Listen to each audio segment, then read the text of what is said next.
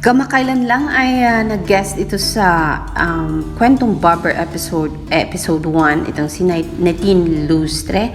At ang mga casual viewers, lalo na yung mga taga-subaybay na Edward Barber, ay talagang napawaw, napabilib sa kay Nadine Lustre. Hindi lang dahil wow na wow ito sa kaseksihan, kundi meron daw itong words of wisdom. Nako. Sa kabilang banda naman ng buhay ni Nadine Lustre, ang sabi daw, abogado ni Nadine kinontra ang contempt sa concert.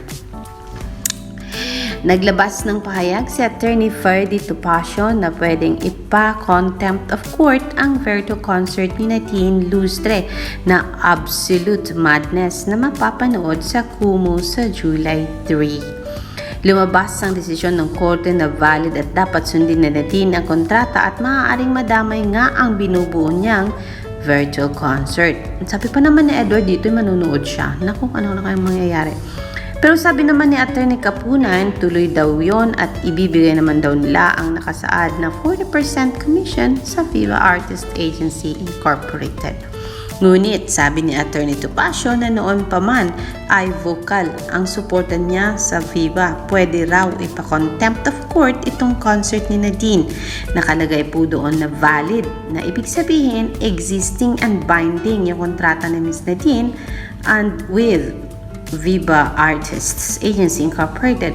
And sinabi pa doon na granted yung protection order na hinihingi na hindi pwedeng gumawa ng proyekto si Ms. Nadine Lustre except through the intercession of Viva Artist Agency Incorporated at nananatiling exclusive artist siya ng Viva hanggang 2029.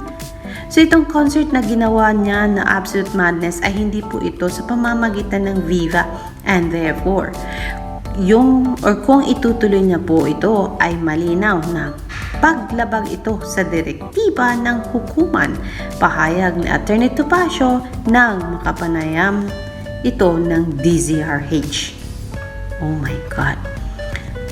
Wala pa sanang sinasabi ang Viva na ipa-contempt nila ito, pero sabi ni Attorney Topacio, hindi naman daw niya alam kung ano ang balak ng naturang kumpanya, pero kung siya raw ang masusunod, pwede raw talagang sampahan ng contempt of court.